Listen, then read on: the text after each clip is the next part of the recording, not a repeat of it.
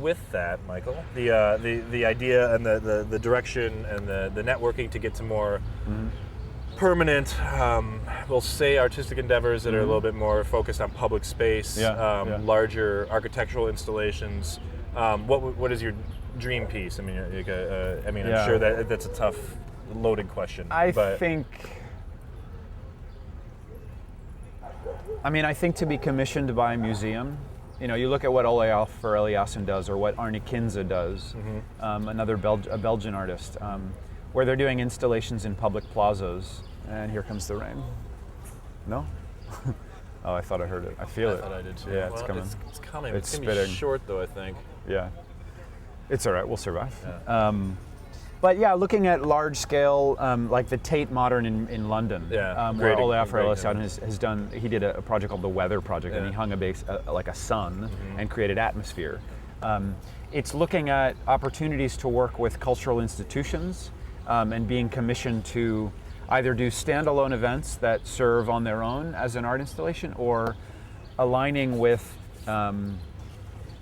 this is way down the line, but aligning with the World Expo or the Olympics. But thinking about urban spaces, environmental projects that champion the environment and green sustainability, I think my work will veer in that direction because I think it's critical for all of us to be thinking about. And I think that's, and it's actually pretty, I would say it's even progressive to be going that way. I mean, because I wouldn't even say it's ambitious anymore. I mean, it's the way things need to go. Absolutely. It's the way that art should be probably experienced and be thought about, as spaces get tighter and, as things constantly are in a state of flux and changing. Yeah.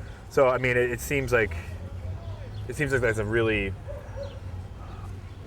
real nice ambition, a real honest and pure, especially and indicative of the time. And and I feel like it also will afford people, as the monsoon arrives, the environment, to use my work as a venue, as an opportunity to call attention and awareness to causes that are important. Okay. Cool. Not that I'm going to go proselytize, and become, a preacher, but I feel like it's certainly your soapbox. Yeah, right. It certainly could be in subtle, deft, clever ways. Of course. Yeah. Who are some of your? So now that you've went from theater, like being immersed in theater. I mean, you were going to Broadway. You did, and then obviously that maybe that it started to wear a bit, or you started looking in different directions. Both vertically and laterally and everything else. But who are some of your initial influences for theater, and then moving into like more environmental work? Environmental work. I mean, I think I've always been inclined to, or preferential of the work coming out of England and Europe. Bob Crowley is a longtime English set designer. Tim Hatley, I assisted a few times on Broadway. Oh, cool.